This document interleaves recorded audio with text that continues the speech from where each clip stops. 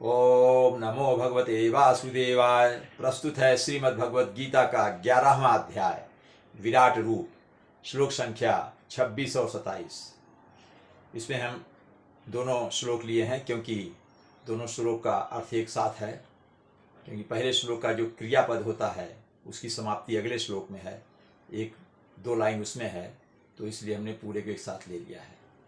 तो श्लोक को देखते हैं, दोनों श्लोक एक साथ पढ़ेंगे और दोनों का अर्थ एक साथ बताएंगे। अमी च त्वाम धृतराष्ट्रस्य पुत्राः सर्वे सहैवावनिपाल संघैः भीष्मो द्रोणः सूतपुत्रस्तथासौ सहास्मदीयैरपि योधमुख्यैः। अभी 27वां श्लोक। वक्त्राणि ते त्वर्माणा विशन्ति दंष्ट्राकरालानि भयानकानि केचिद् विलग्ना दशान्तरेषु सदृश्यन्ते चूर्णितैरुत्तमांगैः।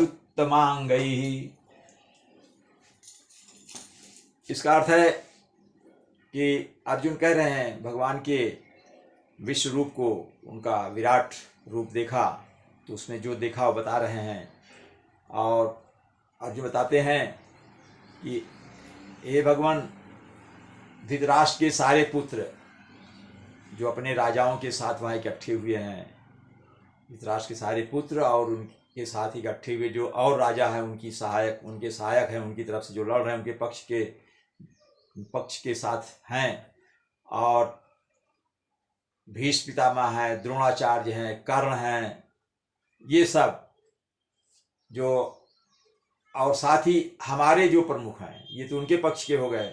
और अर्जुन बता रहे हैं कि जो हमारे पक्ष के भी योद्धा हैं, धृष्टद्युम्न आदि जो हमारे पक्ष के योद्धा हैं, वे भी हे भगवान आपके मुख में प्रवेश कर रहे हैं। सभी हमारे पक्ष के भी योद्धा और उनके पक्ष के योद्धा सब आपके मुख में प्रवेश कर रहे हैं, ऐसा हम देख रहे हैं।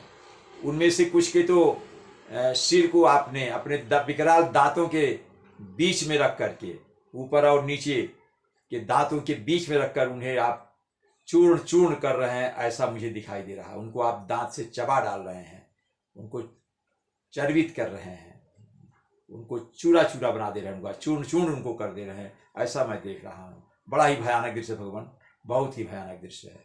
शब्दों का देख लेते हैं। अमी मतलब ये, चा त्वाम, चा मतलब और, त्वाम मतलब तुम्हारे, धृतराष्ट्र पुत्रा, धृतराष्ट्र के पुत्र, धृतराष्ट्र से मतलब धृतराष्ट्र के पुत्र, सभी पुत्र, सर्वे सभी, सह एव अवनिपाल संघई, यहां हमने लिख दिया सह प्लस एव प्लस अवनिपाल संघई। सह मतलब सहित, धृतराष्ट्र के पुत्र किसके साथ?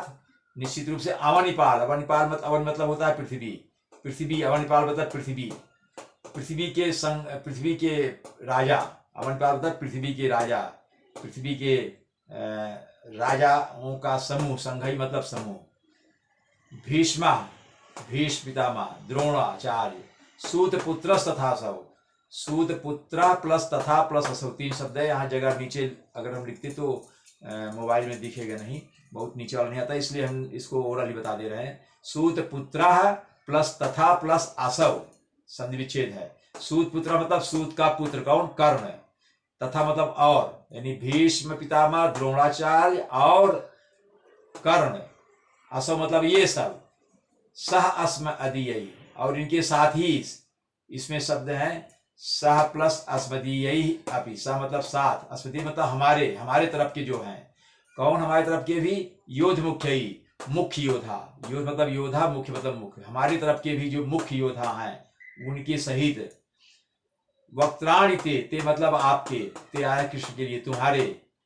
वक्त्राणि मतलब मुख में, त्वरमाणा मतलब तेजी से, बहुत ही वेग पूर्वक, बहुत ही तीव्रता से, विशंति मतलब प्रवेश कर रहे हैं। ये सब आपके मुख में प्रवेश कर रहे हैं। दंष्ट्रा करालानि भयानकानि च, और दंष्ट्रा मतलब होता है दांत, कराला मतलब भयंकर, भयानक।